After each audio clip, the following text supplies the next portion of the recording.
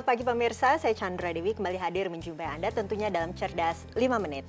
Pagi ini topik kita menarik sekali yaitu tips untuk terhindar dari penipuan investasi bodong.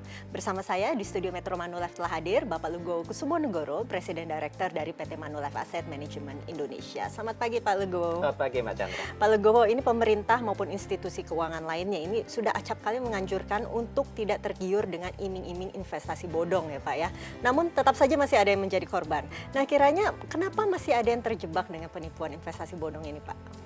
Ya, kita lihat dari sisi calon korban atau korbannya ini gitu ya, Pak. Jadi memang tingkat pengetahuan masyarakat Indonesia secara umum tentang investasi itu sangat-sangat rendah. Kita terbiasa dengan menempatkan dana di perbankan gitu ya, dijamin pemerintah, hasilnya sudah pasti. Dan kita tidak mau belajar untuk mencari alternatif investasi gitu.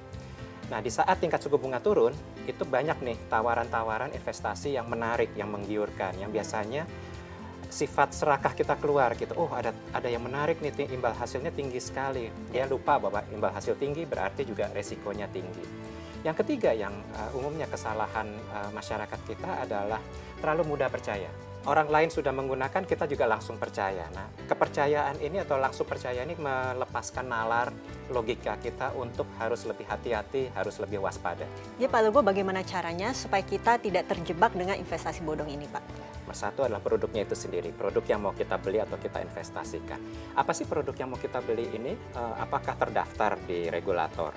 Kemudian tata kerjanya seperti apa sih? Prinsip kerjanya seperti apa produk ini? Kapan produk ini menguntungkan buat kita? Dan apa risiko-risiko yang timbul kalau kita investasi di produk ini? Intinya, cocok nggak sih produk ini buat kita, buat saya gitu ya? Nomor dua adalah siapa di balik produk ini? Siapa yang mengelola gitu ya? Organisasinya apa? Kita harus cek juga keabsahannya. Apakah benar-benar ini yang diregulasikan atau diatur oleh otoritas gitu ya? Kita juga harus cek juga keabsahan ini di daftar-daftar hitam kalau bisa gitu ya, apakah ini termasuk organisasi yang sudah pernah menipu gitu. Yang ketiga adalah tata caranya. Tata cara dari membeli produk ini juga harus kita ketahui gitu. Itu harus kita lihat kalau di reksadana misalnya di prospektus gitu ya. Itu harus kita pelajari benar-benar apakah ini sesuai atau tidak. Jangan sampai kita dengan tata caranya ini kita justru tertipu. Contohnya, kalau kita investasi di pasar modal, Mbak Chandra, itu nomor satu kita harus buka rekening. Kita mau beli saham, mau beli obligasi, mau beli reksadana, itu nomor satu pasti buka rekening.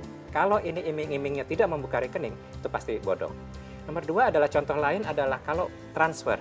Jadi transfer uangnya ini harus ditransfer ke rekening yang benar. Kalau dia reksadana ya ke rekening reksadananya. Kalau dia ke perusahaan sekuritas, ke PT perusahaan sekuritasnya yang buka rekening atas nama saya. Yang penting jangan sampai ditransfer ke rekening orang lain, pihak ketiga yang kita tidak kenal, atau ke rekening agen penjualnya.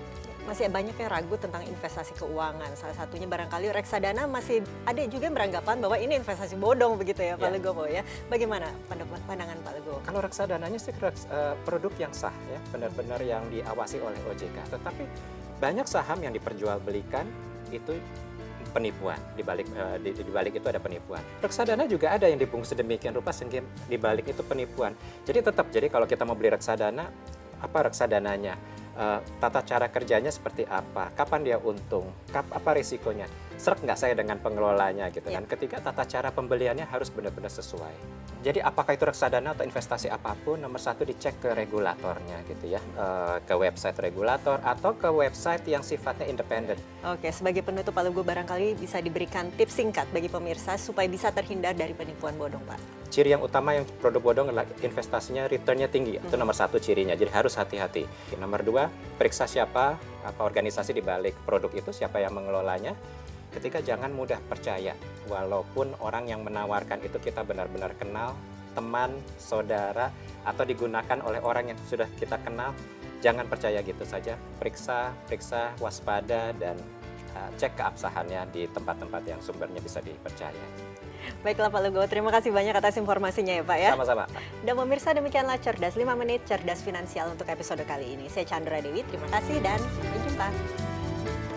Dipersembahkan oleh